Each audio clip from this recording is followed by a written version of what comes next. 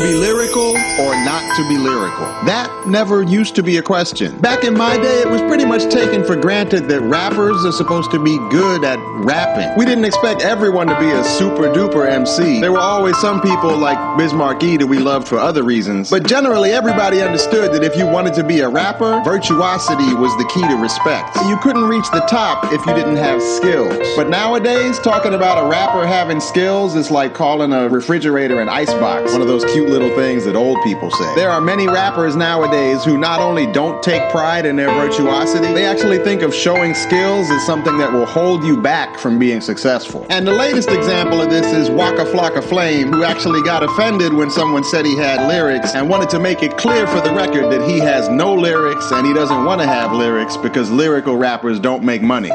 Which is, I mean, okay. I don't want to make this into a Waka Flocka Flame hate session because he's already kind of backtracking from those comments. And even though people associate this attitude with young rappers like Waka Flocka, especially if they're from the South, it's actually a pretty old idea. And one of the first people who promoted it was a New York artist, Jay-Z. So I'm not going to beat up on Waka Flocka. He has his lane and more power to him. But I do think it's important to set the record straight because I went back and looked at the stats. And the truth is that historically, almost all the most money-makingest rappers are lyrical rappers. The best-selling albums from each of the last 10 years are by lyrical MCs. And the biggest name from the last 5 years or so got to where he was by switching to a more lyrical style than he used to have. There are a couple of people who slipped through the cracks for a year or two with no lyrics, but almost everyone who's had a long, sustained career of making the biggest money got there by showing virtuosity in the composition and delivery of their lyrics. And that doesn't mean you have to be the super scientifical, mega multi-syllable rhyme inspector Percy P imitator MC.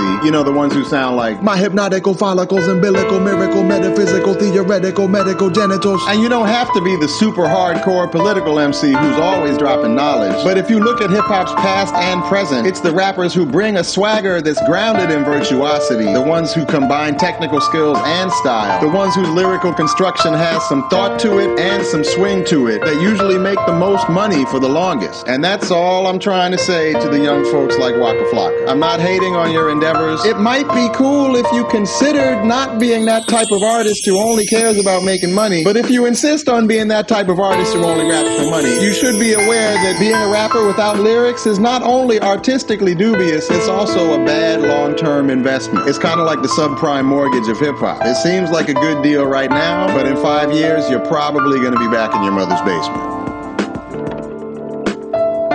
Yeah. Appreciate you for listening if you made it this far. Shout out to all my connects. 57 Ave, 2-day experience, Wind Up My Dream, that hip hop blog, Elmo since 87, Alex and the whole root behind the crew, Chicago, what up? Goat Mouth. Shout out to Basi, Ashley Outrageous, OV, Ooh Yee, my cousin Tosin, Sam, what's good? Yo, AB, I don't think they ready though. We coming, boy.